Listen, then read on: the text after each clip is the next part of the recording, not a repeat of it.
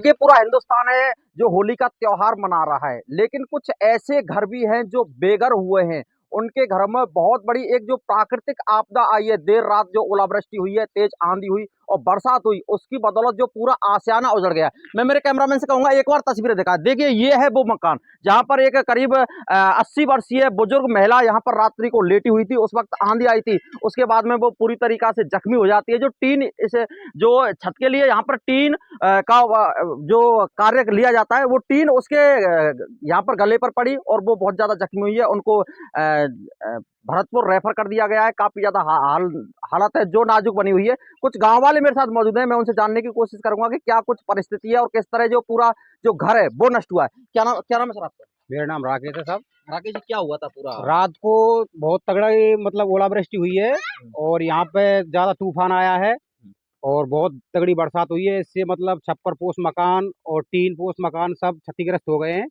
और एक बुजुर्ग महिला थी वो उसके भी चोट है और सारी फसल बर्बाद हो चुकी है और सरसों जो गेहूं बिल्कुल खत्म हो चुके हैं। किसान बिल्कुल तबाह है। बिल्कुल। और भी कुछ है मेरे साथ है। क्या नाम भाई साहब आपका? मेरा नाम प्रेम सिंह है। हाँ सर, क्या प्रेम सिंह क्या कुछ कहना चाहते हैं जिस तरह से जो हालत है, ये तस्वीरें बयां कर रही हैं? शाम को ये छप्पर पोस्ट मकान था। शाम को इसमें एक बुजुर्ग महिला लेटी हुई थी, तो एकदम से ओलावृष्टि हुई और आंधी तूफान आया। उसकी वजह से पत्थर उनके सर पे गिर गया और टीन से गले में लग गया। तो उनको मैं ही खुद दिखा के लेके आया रुदावल हॉस्पिटल में, तो उन्होंने भरतपुर के लिए रेफर कर दिया था। और भी कुछ हैं गांव वाले मेरे साथ। क्या नाम है सर आपका? मेरा नाम अमर सिंह है। कौन थी वो लेडी? मेरी माई। क्या हालत है उनकी? बाकी हालत ये है कि उस पर पत्थरा गिरा है जो ओरे की तरीके से। तो वहाँ में बहुत तबीयत खराब है। रुदावल वाले डॉक्टर ने मना कर दी, सीधी भरतपुर कह दी है। रात काटी हमें अब भर्ती है वहाँ। अभी जो आपका पूरा मकान है वो नष्ट हो गया है, ऊपर छत नहीं है, तो अभी आपका जो रहने के लिए क्या हमारे पास कोई व्यवस्था नहीं है। आटा हमारा खराब हो गया, सारी व्यवस्था ही फेल हो गई। हम तो रोड पे खड़े हैं। देखिए ये चारपाई है यहाँ पर, ये घर से बाहर निकल के इन्होंने यहाँ पर चारपाई लगाई हुई है। ये इनको छोटे छोटे बालक हैं, इनके पास रहने के लिए ना कोई जगह है और यहाँ पर पूरी तरीका से जो इनका घर है वो तबाह हुआ है। कहीं ना कहीं ये शासन और प्रशासन से लगातार गुहार लगा रहे हैं कि इनके लिए कोई आश्रय की व्यवस्था करवाई जाए या फिर वैकल्पिक तौर पर रहने के लिए इनके लिए कोई मकान दिया जाए। कैमरामैन संदीप चौधरी के साथ हेम सिंह कुशवाहा, सच पे धड़क, रुदावल। इस तरह से ये विरोध प्रदर्शन कर रहे हैं कि सरकार इनकी सुने, इनको कोई मुआवजा दिया जाए। मैं मेरे कैमरामैन से कहूंगा एक बार पूरे खेत की तस्वीरें दिखाएं। देखिए जहां तक आपकी नजरें जाएंगी वहां पर ये पूरा खेत खोखटा नंगला गांव में स्थित है और पूरी तरीका से जो फसल है वो गेहूं की फसल है वो यहाँ पर नष्ट हुई है। यहाँ पर क्योंकि जो बयाना विधानसभा का जो अधिकांश इलाका है ग्रामीण इलाका है और यहाँ पर रबी की फसल के तौर पर केवल दो ही फसल बोई जाती है, एक सरसों की और दूसरी यहाँ पर गेहूं की, लेकिन दोनों ही फसल पूरी तरीका से नष्ट है। मैं जानने की कोशिश करूंगा। क्या नाम है सर आपका? मेरा नाम राकेश है साहब। राकेश जी, बताएं पूरा मामला क्या है, किस तरह से बरसात हुई? शाम को ओलावृष्टि हुई है साहब और तेज तूफान झक्कड़ की वजह से सब पूरी फसल बर्बाद हो चुकी है और हम हमारे मतलब विधायक साहब से निवेदन करते हैं कि हमारी मांग को राज्य सरकार तक पहुंचाएं और इनके कुछ मुआवजा दिलवाएं। किसानों के लिए किसान बहुत दुखी है। हमारी यही रिक्वेस्ट है कि हमारे जो भी और सारे किसानों के फसल बीमा है तो इनके लिए बीमा की जो भी राशि होए उसको उचित तरह दिलवाएं। बिल्कुल, मैं जोड़ने की कोशिश करूंगा। सर क्या नाम है आपका? मेरा नाम योगेश योगेश जी, किस तरह के हालत हैं अभी गांव के?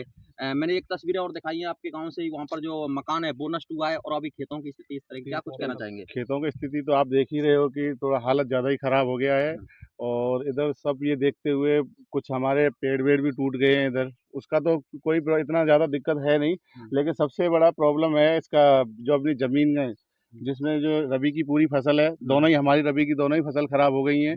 इसलिए हम सरकार से एक ही रिक्वेस्ट है कि ये हमारी जो विधानसभा से है माननीय ऋतु बनावत जी, उनसे एक रिक्वेस्ट है हमारी कि कैसे भी करके हमें उचित मुआवजा दिलाने की कोशिश करें और संबंधित हमारे कुछ बीमा भी हैं रबी फसल के, तो उनसे जो बीमा एजेंसियां हैं उनको भी अवगत करा के यहाँ की जांच पड़ताल कराएं और उचित मुआवजा दिलाएं। योगेश जी, ऐसा सुनने में आ रहा है कि अधिकांश जो गांव है वहां पर खुद की जमीन नहीं है, लोगों ने किराए पर या भेज पर जमीन ली है, तो उनकी हालत तो और ज्यादा खराब हो गई हाँ, होगी। उनकी हालत देखने में बहुत ही ज़्यादा है और उनका तो कुछ भी नहीं बचा। सबसे बड़ी प्रॉब्लम यही है कि अब इधर भेज का इतना बड़ा प्रॉब्लम है उनके लिए, तो कि उनको अब अपना खाने का तो बंदोबस्त करना ही है उनको, लेकिन अब जिससे ज़मीन भेज पर ली है, जिससे किराए पे ज़मीन ली है उसको भी पैसा वो कहाँ से उपलब्ध करा पाएँगे। इसलिए सरकार से पुनः एक ही रिक्वेस्ट है कि कैसे भी करके इसका जानकारी लें, यहाँ संबंधित प्रशासन को भेजें और उनको जो भी मुआवजा हो उसको दिलाने की कोशिश करें। बिल्कुल, ये तस्वीरें कहीं न कहीं बयाँ कर रही हैं कि जिस तरह के जो हालत है गाँव वालों के, किसानों की हालत है, वो काफ़ी ज़्यादा खस्ताहाल हुई है। अब देखने वाली बात ये होगी कि शासन या प्रशासन या कोई स्थानीय प्रतिनिधि के कान में जूं रेंगती है या नहीं रेंगती है, या फिर वो यहाँ पर इनके दुःख दर्द को सुनने के लिए आते हैं, या फिर ये किसान यूँ ही दर-दर की ठोकर खाते रहेंगे।